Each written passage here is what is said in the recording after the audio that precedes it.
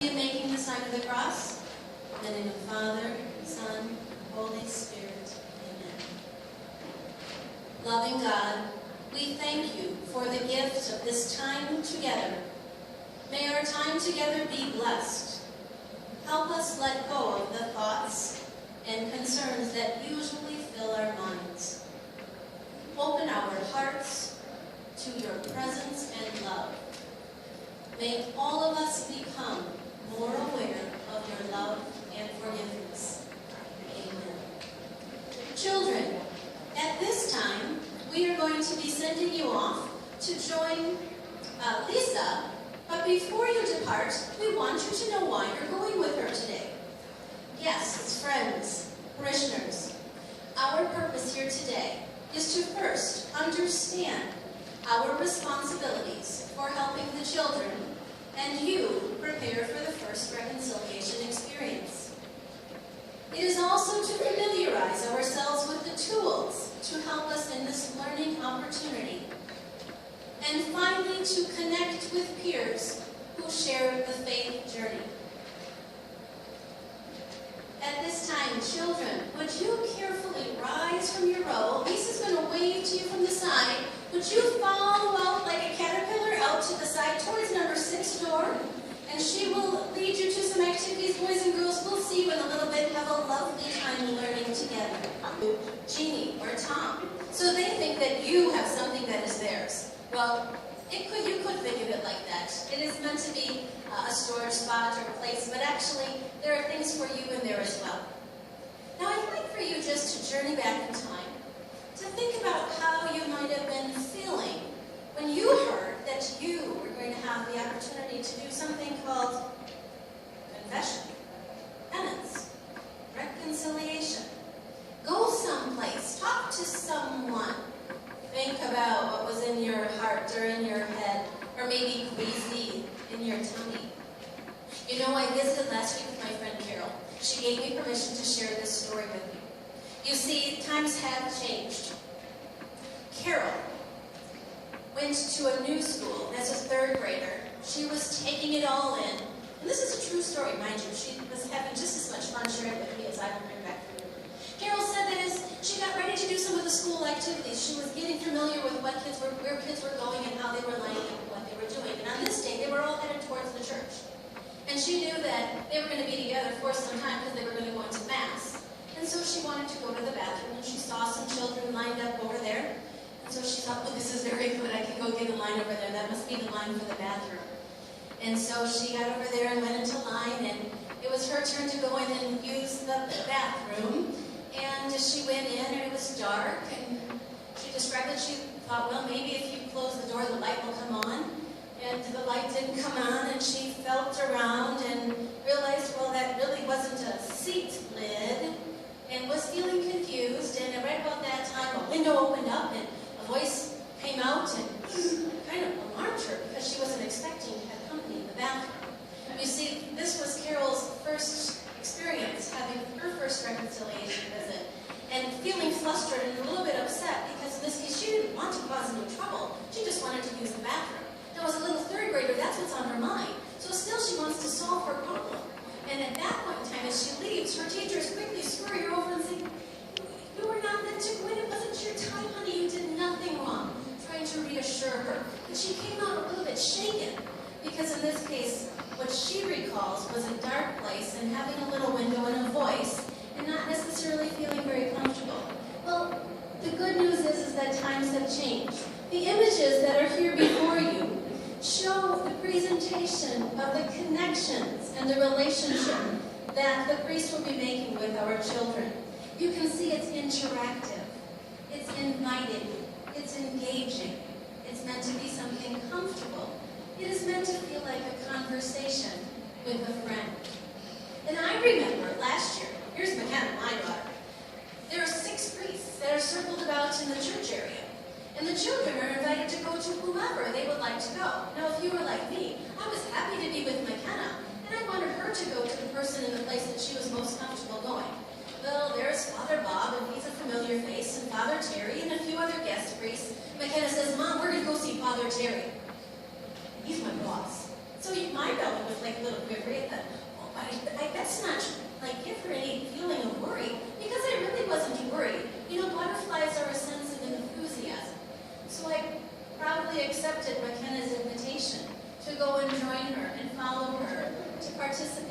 what that was. And I was very glad that I did. Because as I reflected back on like a story with my friend Carol, it was a bit like that I was worried, concerned, not really sure. I couldn't recall back to thinking of what my mom and dad might have done with me or my grandparents. But I do know that last year, when I did that experience with McKenna, I wanted her to feel comfortable, that it was a safe place, and that it was an invitation for her to make a connection, just like we see here. First reconciliation is the second of the sacraments that our children often receive, preceded by baptism. And the sacraments are celebrations of God's faithful presence in our lives, and they convey a special communion with God and the church.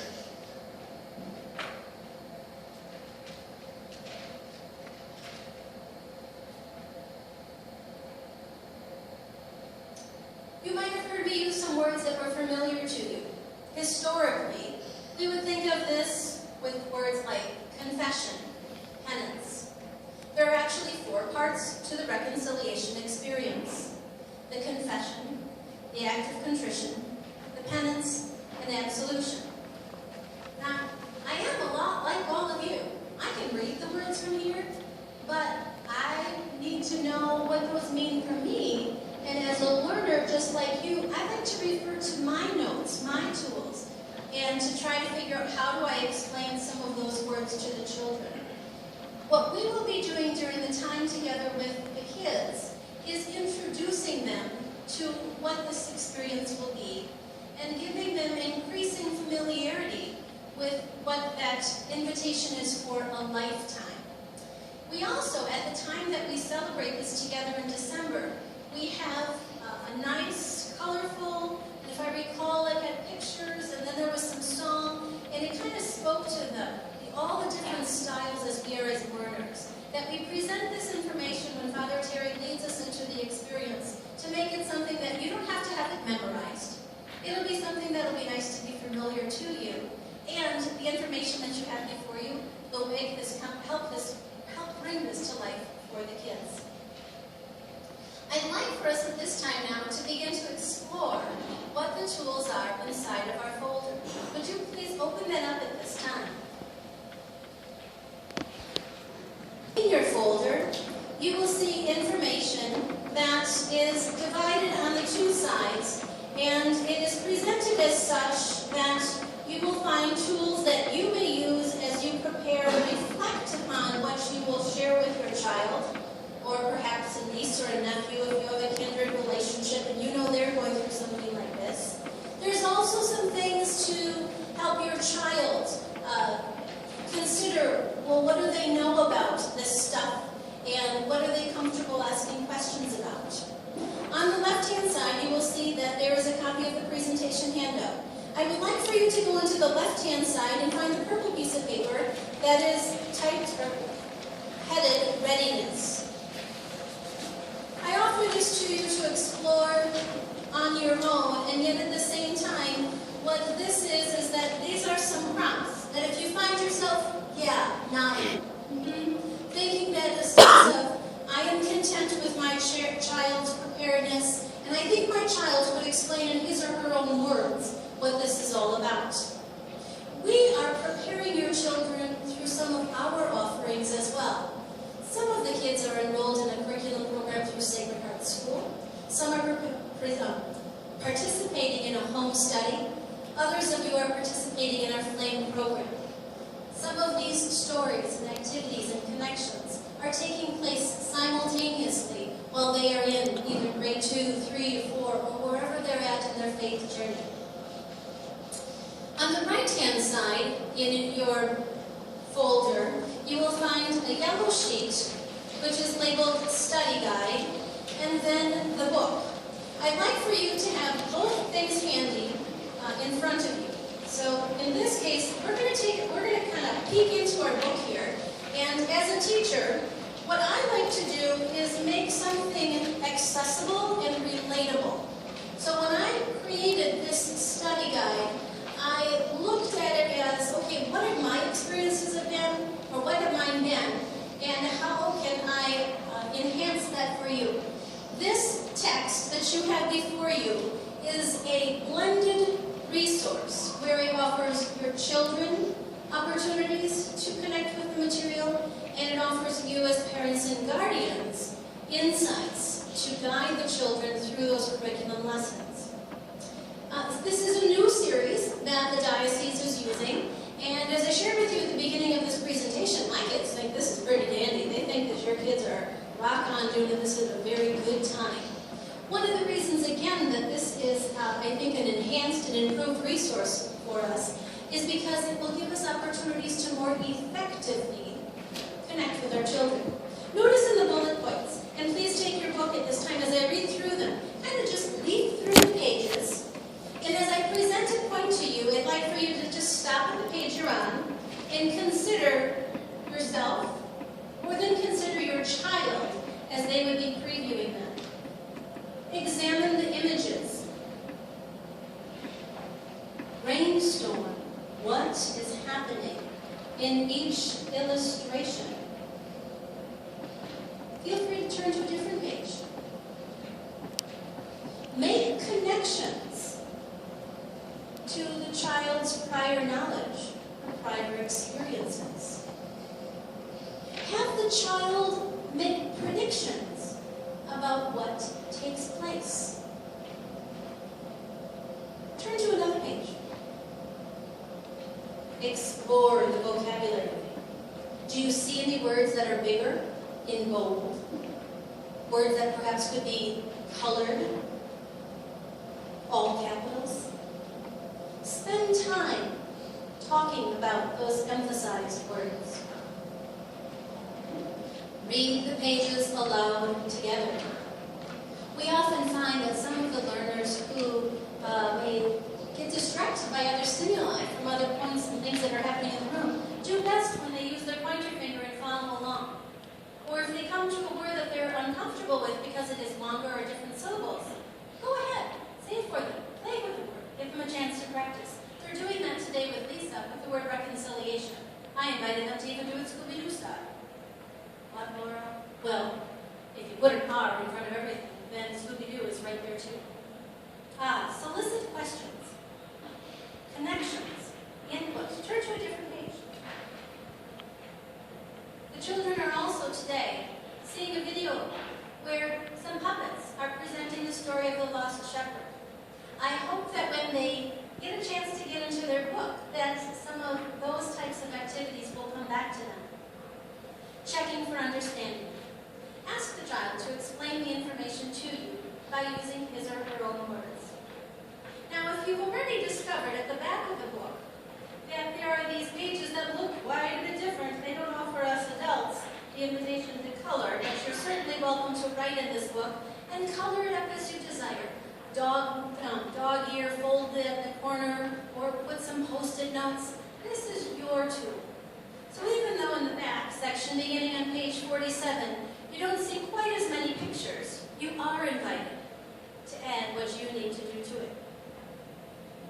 I've prepared and suggested here for you the study guide pages, which I think would be timely, as well as give you the opportunity to know that there are other peers or other children or other families who are at a similar place in those conversations.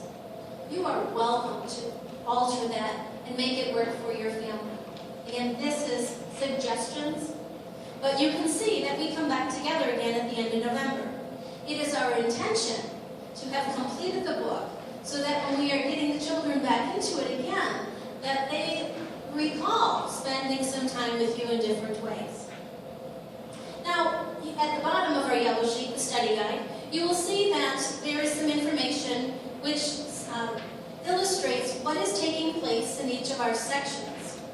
For example, these are highlighted in bold text at the back of your pages where you have the curriculum.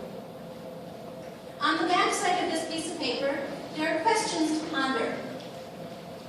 I do believe that if I were to revise this piece of paper, I probably would put more space in between them, because I want it to be a joyful journey or a comfortable invitation for you to revisit what was your preparation experience like, and what was that for you? How did it serve you? And when I say I probably would have revised it, is that I was very excited. I was just coming along and typing them in. And then I sent it off to print and I thought, oh, you might like to reflect on that. It's a tool. It's something for you. It's something for you to make connections. And if I can be a resource to you, or if I can put you in touch with someone else, feel free to reach out. That's what we're here for. We're here to do it together. Back into our folder, we have a sheet that is titled, This Is Me. This appears on the left-hand side. It is a color white. It's all about me, actually. And this information is going to be completed by your child. As they go through this preparation experience for the sacraments, they will be offering us things that highlight their faith journey. I ask that you have your child complete that and submit that back to the parish here before the end of November. The last point that's in your folder that I would like to make reference to is a salmon colored paper, the orange one. Julie, my colleague, and Lisa came in with something from a publication that we received here as parish staff. And I like when we can find connections that say something for us in a different way. And so this salmon handout comes from a different source. I've cited that for a reference. And in this case, it makes pairings for what our conscience offers us as it relates to the Ten Commandments. Again, this is a talking sheet for your conscience, for your heart, for your mind. And it is there for you to use as you see best suits you. I'm inviting you to be coming on that December 7th to do reconciliation with our kids, just the way that they will be kind of looking and going, well, you didn't do it. What do you think? And if you quiver like, many of us do with butterflies, and others are like, yes. The key thing with all of that is breathe. We teach children to settle in, to be comfortable, because what we practice with all the time with the kids, just like we did this week in Flame with the Trinity, is God loves everyone. So if you find yourself thinking a lot about this, breathe. Enjoy it. It's meant to be something fun. And it is meant to be a partnership. While you put your things back together again, I'm going to give you a moment to formulate questions while I reload my screen for the presentation up front. Formulate questions to browse back through your folders, and we'll plan B. Would you all please join me in pulling out your sacraments presentation, the handout that you have before you. We are on page 2.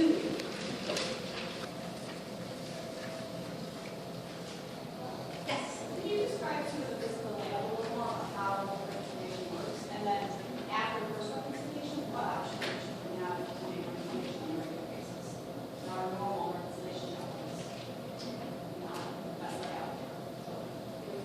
The question is what will the December 7th experience feel like, and how will that be presented and offered, and then what are the offerings thereafter that are available for families or individuals. At the bottom of page 2 in the left-hand corner, it says, on Saturday, December 7th at 10:30, we will gather in the church. We would ask that one or both parents or guardians join the child for celebrating this. That would mean that whether or not you choose to actually go and have a conversation with God, we would ask that you still remain there and be a part of the experience.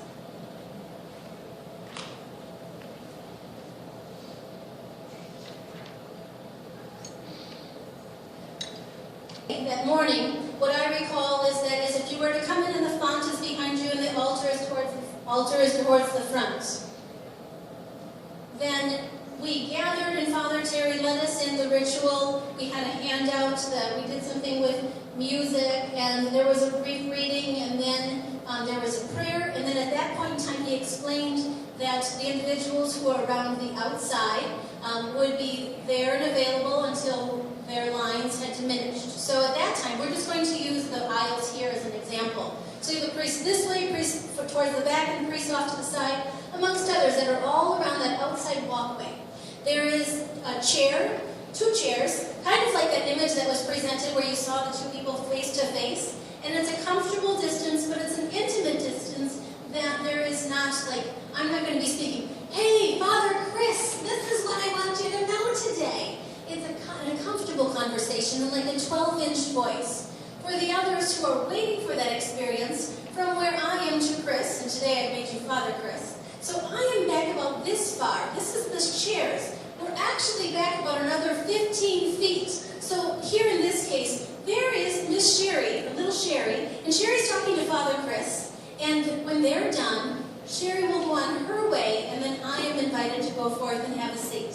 One of the things I like about the priests, and I do remember from my 5th grader, is that they love what they do. And they know that the kids are coming to something that is new. So some of the kids get up there and go, and then they're prepared to give the kids some prompts, to help them, to coach them. Do you have anything that's on your mind? But those are the kinds of things, if you recall, I said we're going to be talking about in role-playing. Okay, so now that the child has gone through, and again, if you recall the picture that you see here on your PowerPoint presentation handout, it shows that the priest is giving a blessing, and in this case, then the child will receive a special gift for their participation in this, and then they are free to go. Some families have departed as early as 11 o'clock. Others want to make it a more meditative and peaceful and lengthy experience, and you're invited to be there as long as you are comfortable or you desire to be there. Which does mean that since we have about 60 people going through the experience, and many are parents of those, we want to make sure it's efficient, but effective and welcoming. The children today are having a chance to brainstorm with one another, looking at images just like I shared with you, showing children in different presentations. If your child is more comfortable standing because their nervous tendencies, so they sway and they move, or they just want to hold onto their hands, that is just fine as well. If your child prefers to speak in a soft whisper, that is just fine. We want your child to be having the conversation as they are comfortable. Now, we as parents, okay, I remember I shared that last year McKenna's like, come on, Mom. And I'm like, yeah, you're right, this is good for me. And, well, the last time I think I was here was when my other daughter was in 2nd grade, which speaks to the question, which is, how often can you go? When can you go? Where is this advertised? Where is this held on a regular basis? On the church website, as well as in the bulletin, they post when the sacrament opportunity is offered to the general public or to the parish. And in this case, I have not participated on just a general offering, so I can't speak for that, but I can tell you that I am sure that we as a parish try to make it as comfortable and as private and intimate. So if anyone here would like to chime in and describe what that has been, that knows, I welcome your input. But please know that for some of our parents, they're like, the last time I went through this was when I was 8. Well, the last time I think I had gone was too long ago that I couldn't remember. And that's okay. That really was okay. So, I hope that gives you some frame of reference. Check the bulletin, check online. Other questions? Let's continue.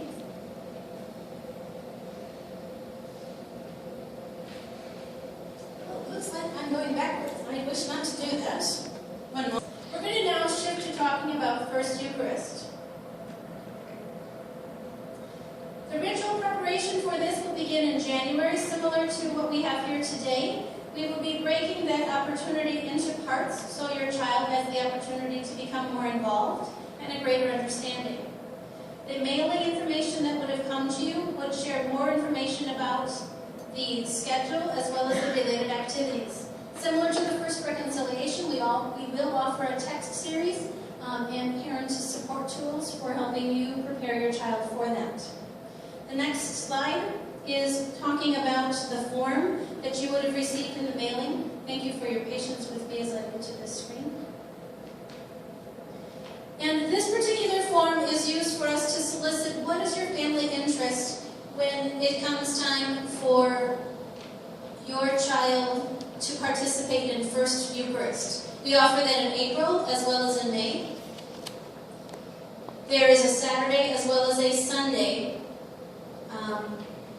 Miss Deborah, please assist me. Thank you. Thank you. She's being a lovely help and assistant.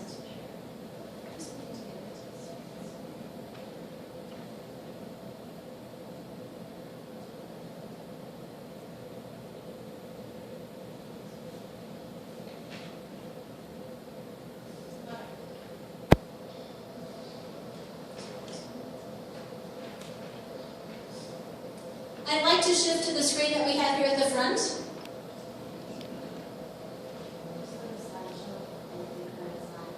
Thank you. What teamwork.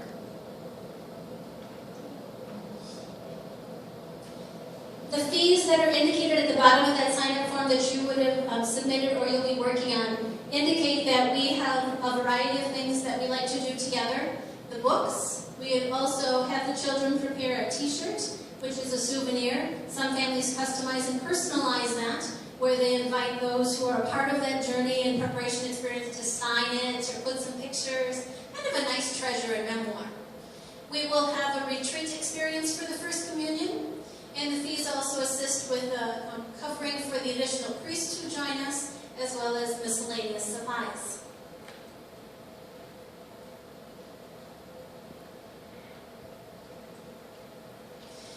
How do we work on Flame, or how do we work in Flame? How do we work with you in the home, and how do we work in the schools? Well, we do that cooperatively and collaboratively.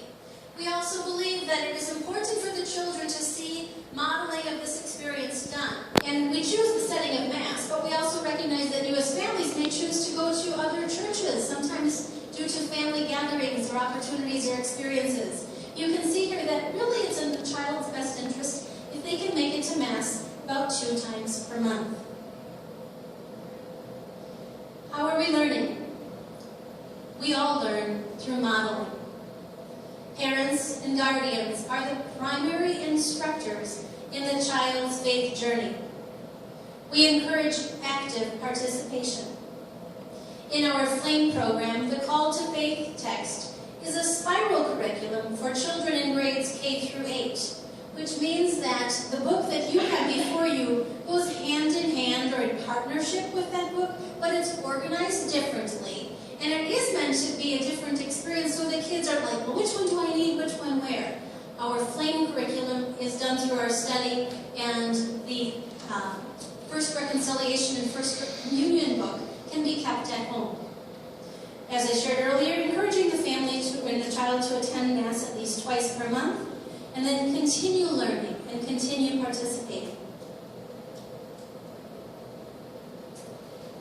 Additional reminders that we'll be offering for you today are the folder, the T's, the tools, the tips, and the text. Between now and the next session, what I would encourage you to do is to first spend time taking a look at what do you have available to you. Today we're going to break up into some small groups to just have a chance to share some insights and thoughts, or to sit quietly in that small group to begin to just try to think, okay, this is what I've heard from Laura here today. This is some information I can see she's offering. And in that small group setting, take a moment to farm out or field out some questions that you might have. And then we're going to come back into a larger group conversation where then we'll be closing up our activities before our children rejoin us again. So at this time, we are going to kind of adjust the seating, but rather than isolating you to this space, I'm going to invite you to use some of the side rooms. It looks like room 6 does have some chairs in it. It looks like we've pulled chairs from room 5 and room 1. And we have some open space up here towards the front. We have a large group presentation after this Mass today, so we can't tear apart all of this, but I do want to invite you to be comfortable. So if you'd like to sit in a circle or at a table.